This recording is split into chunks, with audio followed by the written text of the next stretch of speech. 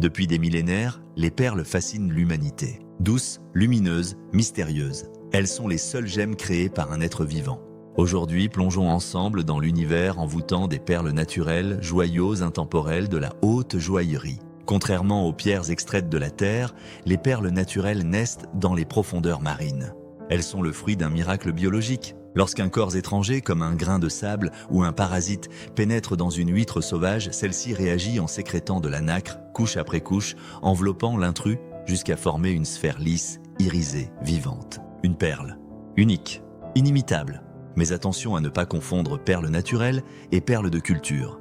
Les perles naturelles se forment sans aucune intervention humaine.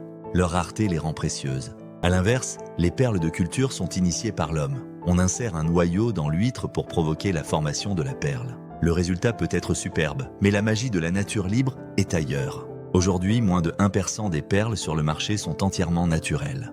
Cléopâtre, dit-on, aurait dissous une perle dans du vinaigre pour prouver sa richesse. Marie-Antoinette les portait comme symbole de pureté et de raffinement.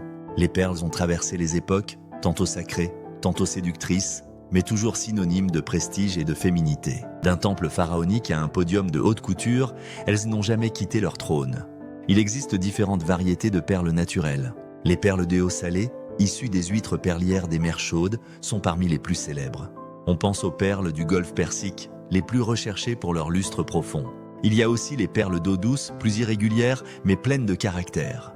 Et puis, les très rares perles conches ou mélos, aux couleurs pêche ou rose, sans nacre, mais au feu hypnotique. En haute joaillerie, la perle naturelle est une star discrète. Des maisons emblématiques comme Mikimoto, Cartier, Van Cleef & Arpels ou Chanel l'ont magnifiée. Sertie d'or, accompagnée de diamants ou simplement montée en collier, la perle naturelle apporte toujours une élégance calme, sobre, mais absolument souveraine. Mais alors, comment reconnaître une véritable perle naturelle? À l'œil nu, cela peut être impossible. Il faut l'œil d'un expert et parfois l'aide de la science. Radiographies, examens de structure interne. Seule une analyse minutieuse permet de distinguer une perle naturelle d'une perle de culture. L'indice? L'absence totale de noyaux artificiels et des couches de nacre concentrées comme les cernes d'un arbre. Posséder une perle naturelle, c'est plus que posséder un bijou. C'est avoir en main un trésor façonné par la mer, lentement, patiemment, avec une perfection que l'homme ne peut imiter. C'est une ode au temps, à la nature et à l'élégance silencieuse.